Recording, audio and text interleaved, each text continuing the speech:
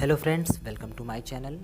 सो guys, आज हम बात करने वाले हैं cause of cracks in the walls कि दीवारों में दरारें क्यों आती हैं और इसका कारण क्या है। तो चलिए स्टार्ट करते हैं। सो गाइस, जो हमारा पहला क्रैक है उसको बोलते हैं हेयर लाइन क्रैक्स। जैसा कि आप इमेज में देख सकते हैं, ये काफ़ी पतले होते हैं और इसके नाम से आपको पता चल रहा होगा कि हेयर की बालों के बराबर का क्रैक होता है, यानी कि 3 mm से कम होता है। ये क्रैक्स अमूमन सभी के घर पे थोड़ा सा होता ही है, तो ये इतना इफ़ेक्ट नहीं करता है, इतनी प्रॉब्लम नहीं देता है जितने बाकी क्रैक्स देते हैं, जिनको हम आगे पढ़ने वाले हैं। तो सबसे पहला आपका हो गया है हेयर लाइन क्रैक। ओके, आपको हमेशा याद रखना है कि 3 mm से कम होता है। अभी हम इस पर विस्तार से बात करेंगे। और दूसरा पढ़ लीजिए आप, दूसरा होता है ड्यू टू सेटलमेंट क्रैक्स। ठीक है, ये जो होता है 4 mm से 8 mm या 10 mm के लंबे मोटे क्रैक होते हैं। ठीक है, तो 2 प्रकार के होते हैं, यानी कि 2 टाइप के होते हैं। आपको याद रखना है हेयर लाइन क्रैक्स और due to settlement cracks. Okay, तो सबसे पहले हम लोग क्लियर करते हैं हेयर लाइन क्रैक्स। ठीक है, इसमें भी 2 टाइप होते हैं। एक होता है प्लास्टिक सीनक्रेज। ठीक है, क्या होता है? प्लास्टिक सीनक्रेज। और दूसरा होता है ड्राई सीनक्रेज क्रैक्स। ओके, जो आपका सबसे पहला होता है यानी कि प्लास्टिक सीनक्रेज, ये कैसे होता है? मान लीजिए आपने अधिक गर्मी में, मौसम गर्म है या धूप खिली है और आपने प्लास्टर कर दिया, तो सबसे पहला प्लास्टर में नमी होगी और दीवारें गर्म होंगी, तो इसमें क्या होता है, जो नमी होती है वाष्प बनकर उड़ जाती है, इसलिए इसमें थोड़ा सा क्रैक आ जाता है। ज़्यादा बड़ा नहीं होता है लेकिन हो जाता है।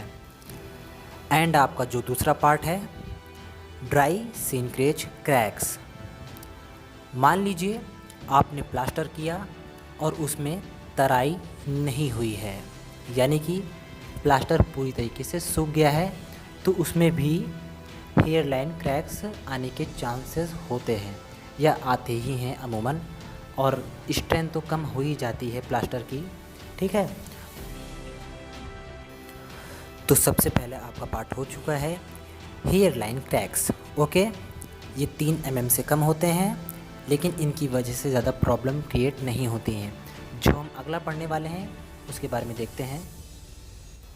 यह आपका सेकंड पार्ट है ड्यू टू सेटलमेंट क्रैक्स। ये 3 mm, ये 4 mm से लेकर 8 या 10 mm तक मोटे क्रैक होते हैं। ठीक है, ये बहुत डेंजर होते हैं और इसको किसी एक्सपर्ट से जल्द से जल्द रिपेयर कराना चाहिए।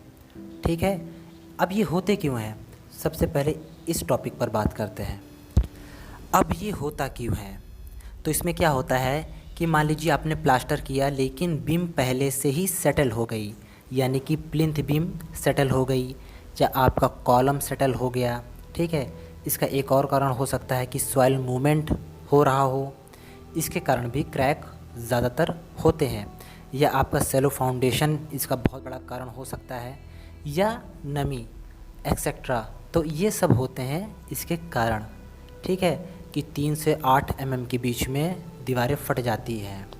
तो इसका एक ही सॉल्यूशन है कि किसी एक्सपर्ट इंजीनियर या अच्छे मिस्त्री वगैरह को बुलाइए। और चलिए, अब इस टॉपिक पर बात हो गई कि हेयर लाइन क्रैक्स और due to settlement crack. Okay, अब कुछ वजह से भी क्रैक्स होते हैं, वो कैसे होते हैं, इसका कारण क्या है? ठीक है, तो सबसे ज़रूरी होता है कि कभी कभी क्या होता है कि सैंड में ज़्यादा मिट्टी होने के कारण क्रैक्स आ जाते हैं। ठीक है, ये आपका पहला कारण हुआ।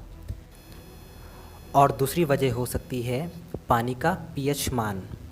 लेकिन जो सबसे ज़्यादा क्रैक आता है किसके कारण आता है कि उसकी प्रॉपर थिकनेस सही नहीं होती है। ठीक है, जब भी आप कंस्ट्रक्शन वर्क कराएं या अपना प्लास्टर कराएं तो एक बात का ध्यान रखें कि जो उसकी थिकनेस होनी चाहिए 15 से 20 mm तक थिकनेस उसकी होनी चाहिए। ठीक है, तब आपका प्लास्टर अच्छा रहेगा और उसकी तराई करते रहें। ठीक है, तो ये कुछ सॉल्यूशन होते हैं एंड रिपेयरिंग का अगर आपको वीडियो चाहिए तो प्लीज़ कमेंट कीजिए, मैं उस पर भी बना दूंगा वीडियो। सो गाइस, अगर आपको वीडियो अच्छा लगा हो तो प्लीज़ लाइक, कमेंट और शेयर करें और चैनल को सब्सक्राइब कर दें।